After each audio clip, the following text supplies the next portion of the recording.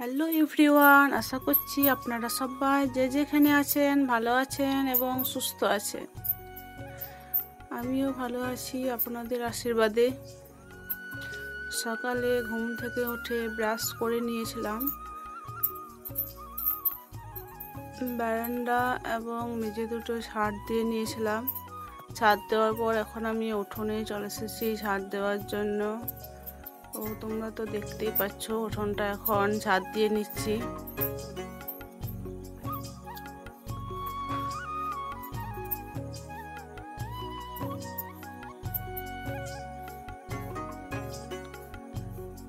উঠোনটা এই সাইডটা ঝাড় দিয়ে ভালোভাবে পরিষ্কার করে নিচ্ছি, তারপর ওই সাইডটা ঝাড় দিয়ে পরিষ্কার করে নেব।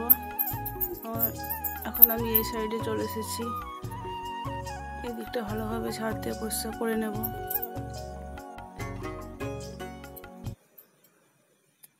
উঠোনটা অনেকটাই বড়, ঝাড় দিতে অনেকটাই সময় নেয়, এই জন্য আপনাদেরকে পুরোটা আমি দেখাতে পারি না, কেটে কেটে দেখাই, কেননা পুরো ঝাড় দেওয়াটা দেখালে অনেকটা বড় হয়ে যাবে ভিডিওটা, সেই কারণে। আর এদিকে দেখুন আমি তাড়াতাড়ি ঝাড় দিচ্ছিলাম, তো ছাগলটাও সরে সরে যাচ্ছিল, ভয় খাচ্ছিল। আর এদিকে ছাগল ছানাটা দেখুন এর আগে কি সুন্দর লাফাচ্ছিল, এখন গিয়ে ও হাঁস ঘরের উপরে চাপলো। প্রত্যেক দিনকার মতো আমি ঝাড় দিয়ে ওইখানে জড়ো করে রেখে দিই, ওখানেই জড়ো করে রেখে দেবো কুঞ্জাগুলো, তারপর পরে ও ফেলে দেবে। ঝাড় তো আমার দেওয়া হয়ে গেছিলো, ঝাড় দেওয়ার পর আমি বালতিতে করে এক বালতি জল নিয়ে চলে এসেছিলাম, তারপর মেঝেটা পরিষ্কার করে মুছে নিলাম। এখন আমি বারান্দাটা ভালোভাবে মুছে নিচ্ছি। প্রতিদিন যেভাবে স্নান মুছি সেইভাবেই মুছছি। বালতিতে করে জল নিয়ে চলে আসি, তারপর ন্যাকড়াটাকে বালতি জলে চুপিয়ে চুপিয়ে মুছি, আবার ন্যাকড়াটাকে আবার জলের মধ্যে চুবাই নোংরা হলে। এইভাবে স্নানটাকে আমি প্রতিদিন পরিষ্কার করে নিই। আমার তো কোনো লাঠি নেই, তো এই ন্যাকড়া সেরা দিয়েই আমি এরকমভাবেই পরিষ্কার করি। দেখুন এতে খুব সুন্দর পরিষ্কার হয়ে যায়। এখন তো আমার মেঝে এবং বারান্দা সব পরিষ্কার হয়ে গেল, তারপর চলে এলাম হাঁসগুলোকে ছাড়তে। অন্যদিন জানেন তো সকাল সকাল হাঁসগুলোকে আগে ছেড়ে দিত, আজ একটু দেরিতে ছাড়লাম, কেননা ভাবলাম যদি পুকুরে ডিম পেড়ে দেয় বাড়িতে না দিয়ে, সেই কারণেই একটু দেরিতে হাঁসগুলোকে ছাড়লাম। দেখুন একটা ডিম দিয়েছিল, তো সেটা আমি রান্নাঘরের মধ্যে রেখে দিলাম। তারপর হাঁসগুলোকে ধান দিয়ে দিয়েছিলাম, হাঁসগুলো ধান খেতে লেগে গেছিল। ধান খাওয়া হলে ওদেরকে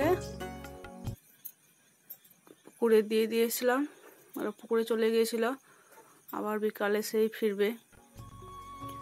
তারপর আমি বালতি করে 2 বালতি জল নিয়ে চলে এসেছিলাম কলতলাতে। তারপর থালা বাসনগুলো ভালোভাবে মেজে নিচ্ছি। থালা বাসনগুলো এখন পরিষ্কার করে ধুয়ে নেব। দেখুন অনেকগুলো থালা বাসন ছিল, তো অনেকটাই সময় লেগেছিল। এখন তো আমি থালা বাসনগুলো ধুয়ে নিচ্ছি। আর আজকে দেখুন প্রচণ্ড রোদ উঠেছিল, আজকে আর ছাওয়া পাইনি। আজকে রোদের মধ্যে বসে বসে থালা বাসনগুলো মাজলাম, একটু দেরি হয়ে গিয়েছিল সেই কারণে। তাছাড়া আমার এই সাইডটা একটু ছাওয়া থাকে, থালা বাসন মাজতে আবার খুব প্রচণ্ড সুবিধা হয়। এখন আমি থালা বাসনগুলো মাজা হয়ে গেছিলো, তারপর ওই একটা জামের মধ্যে জল নিয়ে নিয়েছিলাম, ওই জামের মধ্যে জল দিয়ে ওদেরকে একটা একটা করে আখালে নিলাম। আখালে নিলে না একটু জল কম পরিমাণে লাগে, আর আমি যদি একটা একটা করে প্রত্যেকটাতে জল দিয়ে দিয়ে আখালি তারপর আবার ধুই, তাহলে অনেক বেশি পরিমাণে জল লাগে। তো জলের অপচয় বন্ধ করার জন্য আমি এইভাবেই থালা বাসনগুলো ধুয়ে নিই। তো বন্ধুরা আপনারাও জল অপচয় করবেন না, যেটুকু দরকার সেই পরিমাণে জল ব্যবহার করবেন। প্রত্যেকদিনকার মতন আমি একটা কথাই বলছি, জল আমাদের জীবন। জলকে সঠিকভাবে ব্যবহার না করলে একদিন মাটির তলার জলও শেষ হয়ে যাবে, সেদিন আমাদের জীবন দুর্বিষহ হয়ে পড়বে। তো দেখুন, এখন আমার থালা বাসনগুলো তো ধোয়া হয়ে গেল। তো ওগুলোকে রান্নাঘরের মধ্যে রেখে দিয়ে চলে এলাম। তারপর সেই প্রদীপগুলো ছিল, প্রদীপ ধুপুসি, এদের একটু ভালোভাবে মেজে আজ পরিষ্কার করে নিচ্ছি। এদিকে দেখুন সার্ফ, আর এদিকে উনুনের মধ্যে একটু ছাই নিলাম, তো সেই দিয়েই পরিষ্কার করে নিচ্ছি। এই ছাই দিয়ে না খুব সুন্দর পরিষ্কার হয়, যাতে তেঁতুল দিয়েও পরিষ্কার হয়, কিন্তু আমি সার্ফ আর ওই ছাই দিয়ে পরিষ্কার করে নিলাম, ভালোভাবে পরিষ্কার করে নিলাম। এবার ওদেরকে ওগুলোকে রেখে দেবো গা।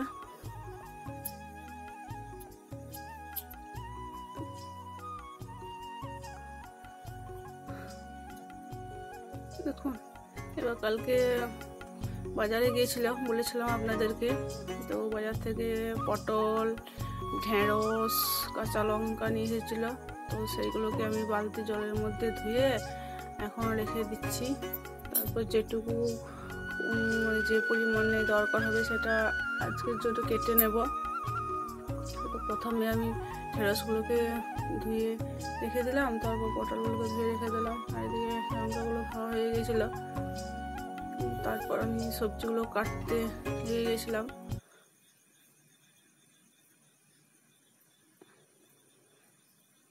এখন আমি সবজিগুলোকে ভালোভাবে কেটে নিচ্ছি। আর পটলগুলোকে না আমি পুরোটাই মানে ছালগুলো পরিষ্কার করি না, হালকা হালকা রাখি, তাহলে যখন কষানো হয় তখন ভালো হয়, মানে গলে যায় না, পটল কষাতে সুবিধা হয়। আর একদম পুরোটাই ছালগুলো ছাড়িয়ে দিলে নেদনেদের মতন হয়ে যায়, তেমন এখনকার পটল।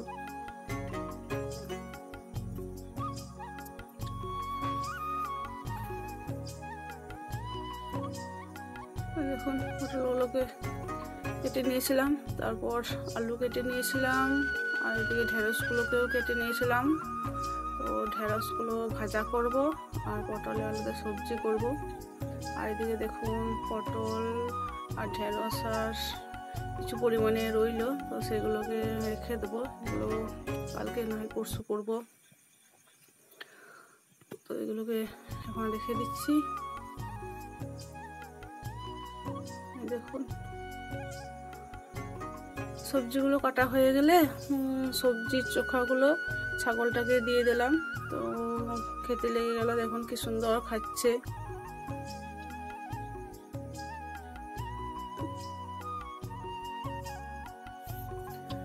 তারপর মশলার জন্য পেঁয়াজ, রসুন, আদা সব আমি ঠিক করে নিয়েছিলাম। পেঁয়াজগুলোকে ছুলে ছোটো ছোটো করে কেটে নিয়েছিলাম, রসুনগুলোকে ছুলে নিয়েছিলাম, আদাটাকেও ছুলে কেটে একটা বাটির মধ্যে রেখে দিয়েছিলাম। মশলাটা যখন বাটবো তখন আমার সুবিধা হবে, আমরা সবজি কাটার সময় সব রেডি করে নিলাম। তারপর অনেকগুলো জামা কাপড় ময়লা হয়েছিল, তো সেইগুলোকে এখন আমি সার্ফে চুবিয়ে নিচ্ছি। সার্ফে চুবিয়ে নিয়ে এগুলোকে কেচে মেলে দেবো। অনেকটাই বেলা হয়ে গিয়েছে, এখন বাজে প্রায় 9:30। আমি যখন সার্ফ দিয়ে এগুলোকে চুবাচ্ছিলাম তখন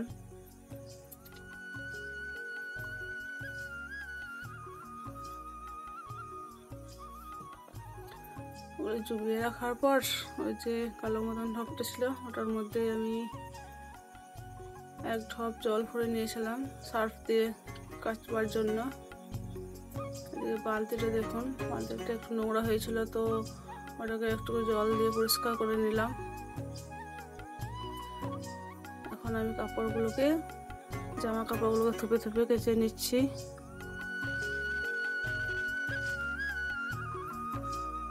জামা কাপড়গুলো থোপা হয়ে গেলে ওই কালো ঢপটার মধ্যে চুপিয়ে চুপিয়ে রাখলে নেব পরিষ্কার করে।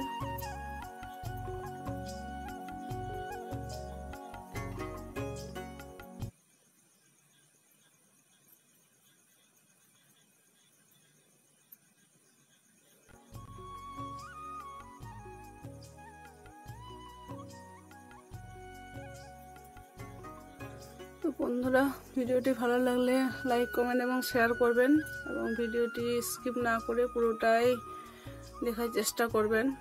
আশা করছি আপনাদের ভালো লাগবে।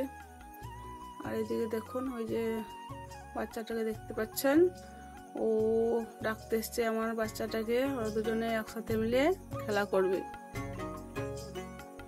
এই দেখুন, ডাকলো, চলে গেল দুজনে এবার খেলা করবে। এই কাপড়গুলো তো থোপা হয়ে গেছিল, তো ঢাকের মধ্যে নিয়ে আঁকলে নিয়েছিলাম। এবার রাখাল হয়ে গেলে ওগুলোকে সব তারের মধ্যে মেলে দেবো। এই দেখুন, জামা কাপড়গুলো সব মেলে দিলাম। আর জিন্সের প্যান্ট দুটো ছিল, ওটা দেখুন ওই সাইডে গেটের ওইখানে পাঁচিলের মধ্যে দিয়ে এসেছিলাম। এবার কটা ফুল তুলে নিই ঠাকুরের চরণে দেওয়ার জন্য।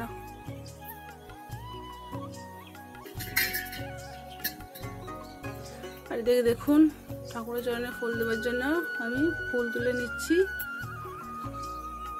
জামা কাপড়গুলো কাচা হয়ে গেলে আমি স্নান সেরে নিয়েছিলাম। স্নান সারার পর ফুল তুলতে চলে এসেছিলাম। দেখুন, কটা মতন সাদা চায়না ফুলগুলো তুলে নিলাম। তারপর 12 মাসে নয়নতারা, যেগুলো আমরা 12 মাসে ফুল বলি, তো ওই নয়নতারাগুলো কটা তুলে নিলাম। কটা তুলসী পাতা তুলে নিয়ে এখন চলে এসেছি ঠাকুর ঘরে। ঠাকুর ঘরে এসে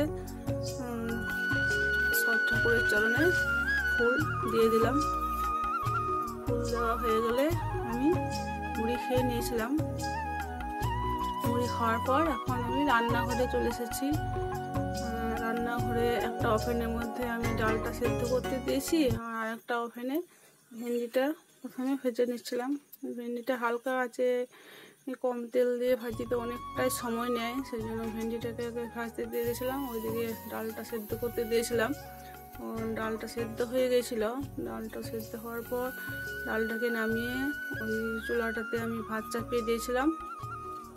ততক্ষণে আমার ভেন্ডিগুলো এদিকে ভাজা হয়ে গেছিলো। ভেন্ডিগুলো ভাজা হয়ে গেলে কড়াই চাপিয়ে দিয়েছিলাম। কড়াইয়ের মধ্যে 5 ফোড়ন, তেজপাতা, তেল দিয়ে ওর মধ্যে হলুদ দিয়ে দিয়েছিলাম। হলুদটাও তেলের সঙ্গে হালকা ভেজে নিলাম, তাহলে সেদ্ধ ডাল তো হলুদের গন্ধ উঠবে না তেলের সঙ্গে দিয়ে ভেজে নিলে। সেই জন্য তেলের মধ্যে হলুদটা দিয়ে ভেজে নিয়েছিলাম। তারপর ডালটা দিয়ে দিলাম। আর ডালটা ভালো মতো ফুটে গেলে পরিমাণ মতো লবণ দিয়ে দেব এবং ওকে নামিয়ে নেব। এখন ডালটা তো আমার হয়ে গেল। তো ডালটা নামিয়ে রেখে আবার কড়াইটা চাপিয়ে দিয়েছিলাম। কড়াইয়ের মধ্যে তেজপাতা, লঙ্কা, 5 ফোড়ন দিয়ে দিয়েছিলাম। তারপর পটলগুলো কেটে রাখা ছিল, সেগুলোকে দিয়ে হালকা কষিয়ে নিচ্ছি। এই পটলগুলো হালকা কষিয়ে নেওয়ার পর ওর মধ্যে আলুগুলোকে দিয়ে দেবো। দেখুন, এখন আমি পটলগুলো হালকা কষানো হয়ে গেছিলো, তো তারপর ওর মধ্যে আলুগুলোকে দিয়ে আবার হালকা কষিয়ে নিচ্ছি। এইভাবে কষালে না একটু তেল কম খরচা হয়, তো আমি এইভাবে সেজন্য রান্না করি। কেননা প্রথমে যদি পটলগুলো তেলে কষি, তারপর আলুগুলোকে তেলে কষি, তো অনেকটাই তেল লাগবে। আর দেখে আমার তো পেটের সমস্যা, ডাক্তারবাবু তেল, ঝাল, মশলা কম খেতে বলেছে, সেই কারণে আমি এইভাবে রান্না করি। দেখুন, এবার পরিমাণ মতো হলুদ আর লবণ দিয়ে দেব, তারপর আবার কষিয়ে নেব। আর আমার এটা অভ্যাস যে যখনই কষিয়ে নিই সবজি, তখনই আমার হলুদ লবণ দেওয়া অভ্যাস।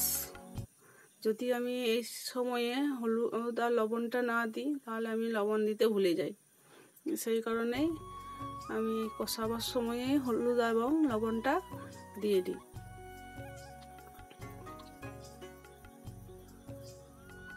এবার আমি মশলাটা দিয়ে নিচ্ছি। মশলাটা দিয়ে ভালোভাবে কষিয়ে নেব। মশলাটা যখন একটু ভাজা ভাজা হয়ে যাবে, তখন ওর মধ্যে পরিমাণ মতো জল দিয়ে নেব।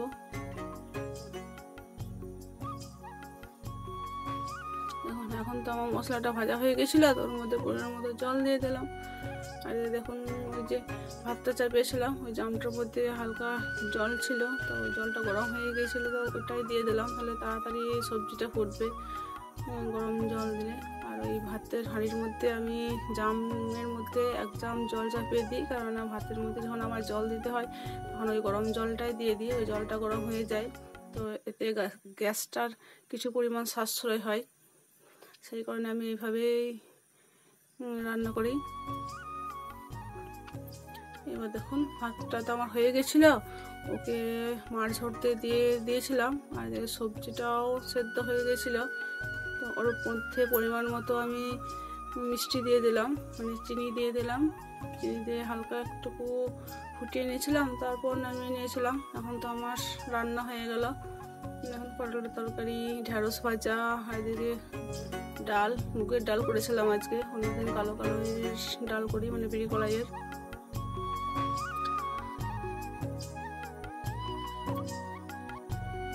তো বন্ধুরা, ভিডিওটা ভালো লাগলে লাইক, কমেন্ট এবং শেয়ার অবশ্যই করবেন। আজকে এই পর্যন্তই রাখছি বন্ধুরা। এদিকে দেখুন তারই জামা কাপড়গুলো মেলা আছে, তো এগুলোকে কুড়িয়ে নেব, তারপর খাওয়া দাওয়া করব।